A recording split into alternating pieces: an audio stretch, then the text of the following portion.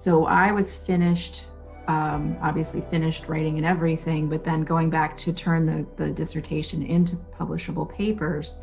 And I kept getting stuck because I kept saying, why does this matter anymore? With COVID, things are changing in such a way that, why does a routine matter when it comes to, getting yourself ready for school? Because now school is so different.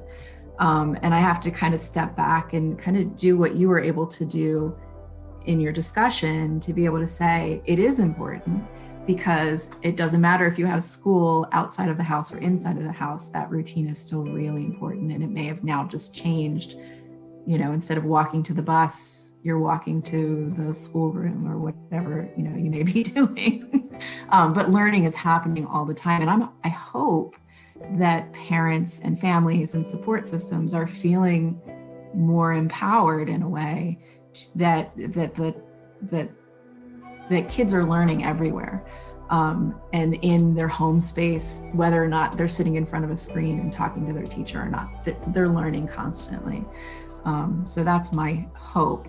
But I guess the question really is so how has COVID really impacted how any of you are interpreting your findings, or just generally see your dissertation study? My dads that I've been interviewing, some of their adult children are at a level where they aren't able to be totally independent, even though they're in their 20s. They still need a lot of care. So the closure and COVID, how it impacted a few of my dads, was that their children weren't able to get their services. They had to stay home, or one individual, his daughter wouldn't wear her mask, so that prevented people from coming into their homes that may have helped her.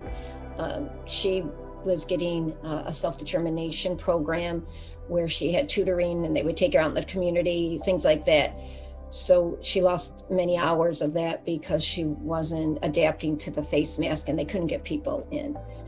Another young adult woman could not start her rehabilitation program because of that. They had to make sure they had everything in place first. So that means that she was home for months. And so her routine was changed.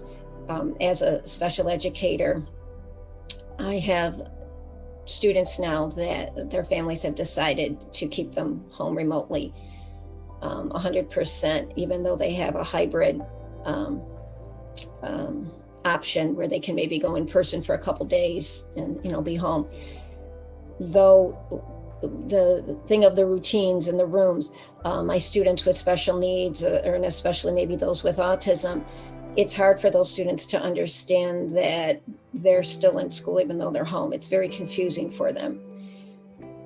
My one suggestion would be that parents have maybe a room set aside, or they switch the rooms depending on the day or something, but something that's different from maybe where they watch television is not going to be the same place where they're, having their classes, virtual or not.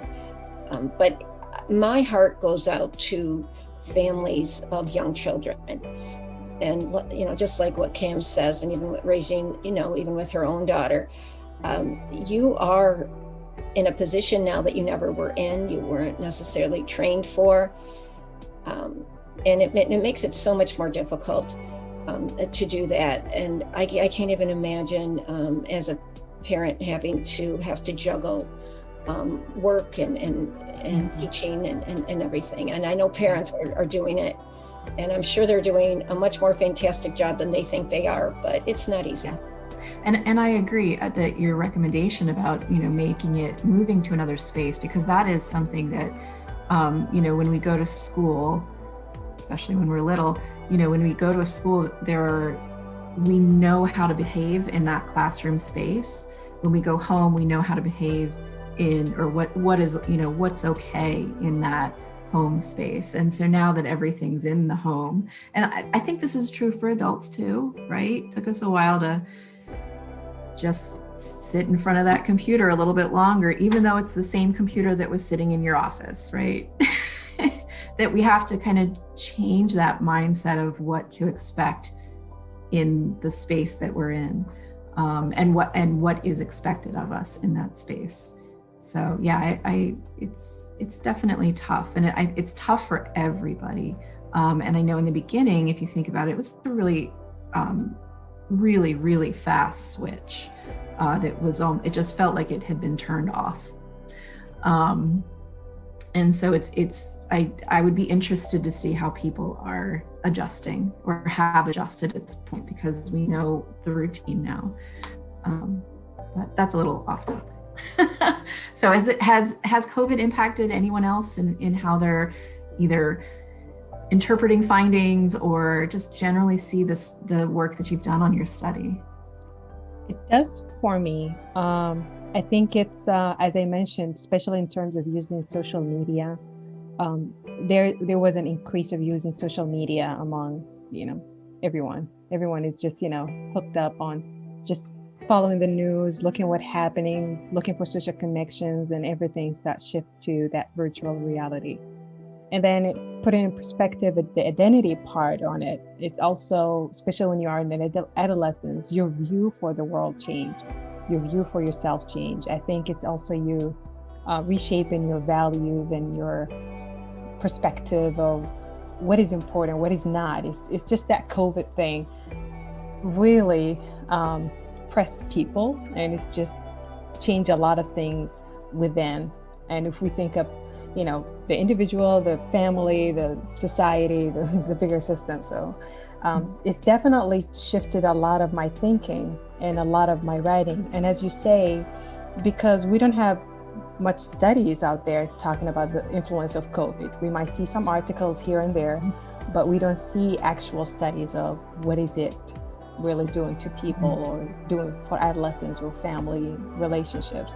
Yeah. So it's part that you consider, that you want to look at, and you want to, especially for me that I'm still not into the phase of collecting data, I feel like I have in a window to look at that part. Yeah. But also the question is, how would I build my study to go and look at these impacts? And that's a big question. And you're trying to minimize things as much as possible so it wouldn't take you forever to finish it. Well, and that's actually, it speaks to, what you're saying is that there aren't as many studies out there that are talking about how COVID's impacting families, individuals, et cetera. But, the process that process or cycle of how research gets done, it takes time. So really pushing things through, it's not easily done in a way that also, it's not part of the process that we know that research moves quickly. And so I would think probably in the next year or so, we'll start to see a lot more studies. I know in my job, our study, when COVID hit, we kind of said, okay, maybe we do need to ask a couple more questions that are not just about the logistics of having to stay home, but it's shifted our study in a way. So we now have pre-COVID, post-COVID subjects, which also then plays with your numbers, right? Your power. So yeah, we're at that point where it's like, oof, if I can add a whole bunch in, but I don't want to slow things down too much, but can I? And how is that changing everything? Because it is changing so quickly.